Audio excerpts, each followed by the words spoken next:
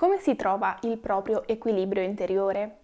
In questo video vorrei parlare proprio di questo argomento e condividere 7 passaggi utili per trovare il proprio equilibrio interiore, magari in un periodo in cui ci si sente un po' persi. Io sono Miriam e ti do il benvenuto su Lentamente.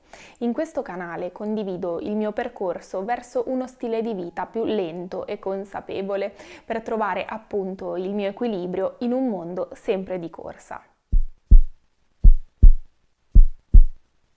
Equilibrio è una parola che mi piace tantissimo e la uso anche molto spesso quando parlo. Quando rifletto su qualcosa, alla fine arrivo alla soluzione che spesso la soluzione non è bianco o nero, ma appunto la soluzione sta nel trovare il giusto equilibrio, la giusta sfumatura. Credo che trovare il proprio equilibrio interiore non sia una passeggiata, ma piuttosto un percorso lungo, per non dire infinito, fatto di alti e bassi. Visto che siamo alla fine di questo 2022, voglio confidarvi che il mio obiettivo per il prossimo anno sarà proprio quello di rendere più solido il mio equilibrio interiore e lo farò seguendo proprio questi 7 passaggi. Prima di iniziare, se ti va, fammi sapere nei commenti sotto al video quale sarà il tuo obiettivo per il prossimo anno. Ed ora iniziamo. Rallenta. La prima cosa che cerco di fare per trovare un maggiore equilibrio è trovare un ritmo giusto per me. Fare tante cose, sentirmi sempre di fretta, alla lunga mi fa sentire esausta e disorientata. Quando invece riesco a dare alle cose il giusto tempo, riesco sicuramente a vivere con più consapevolezza e gratitudine. Non è sempre facile, ma secondo me vale la pena provare e quindi se vuoi provare a trovare un maggiore equilibrio, inizia a rallentare.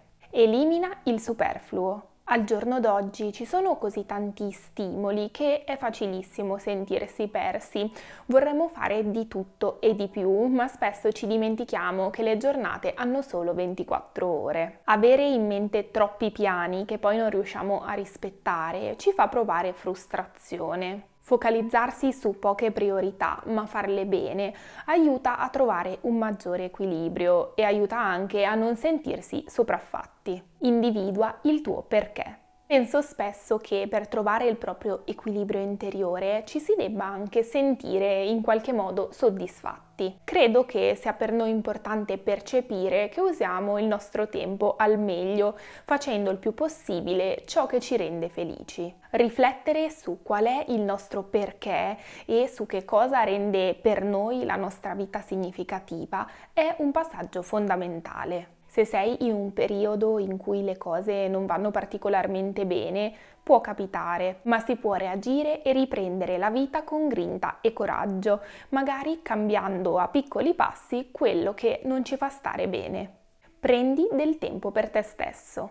Per me è essenziale avere del tempo per me stessa, magari per altri è un po' meno importante. In ogni caso, trascorrere un po' di tempo da soli fa sicuramente bene. Questo tempo di qualità è prezioso per prenderci cura di noi e allo stesso tempo per conoscerci meglio. Le alternative sono tante, puoi meditare, dedicarti a un hobby, stare semplicemente in silenzio senza fare nulla. L'importante è che in quel momento riesci a ristabilire un profondo contatto con te stesso e questo fa sentire più che mai in equilibrio. Segui uno stile di vita sano.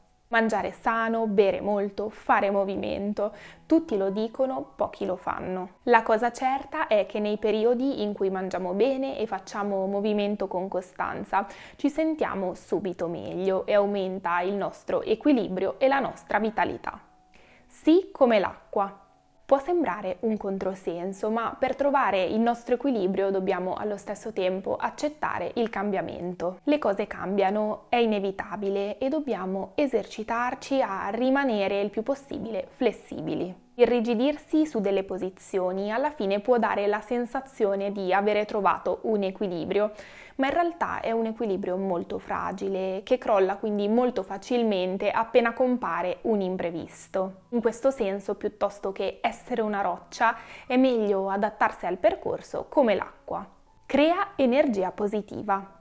Se ci abbandoniamo alla negatività continua, questo diventerà alla lunga un'abitudine e farà stare male noi e di riflesso chi ci circonda. Al contrario, l'energia positiva è sana e contagiosa. Un metodo che con me funziona quando mi sento giù è fare qualcosa di pratico. Impegnarsi a preparare un pranzo gustoso, fare una camminata all'aria aperta o riordinare i propri spazi. Quando facciamo qualcosa anche di semplice, evitiamo di pensare troppo e questo aumenta il nostro equilibrio e il nostro benessere. Questi erano i 7 passi per vivere una vita più equilibrata e serena. Ne aggiungeresti qualcuno? Fammelo sapere sotto nei commenti. Visto che manca una settimana giusta alla fine dell'anno, vi ricordo che chi acquisterà il mio corso Impara a rallentare 30 giorni di slow living entro il 31/12/2022 verrà coinvolto in una diretta con me a gennaio 2023. In questa occasione potremo conoscerci meglio e approfondire gli argomenti del corso.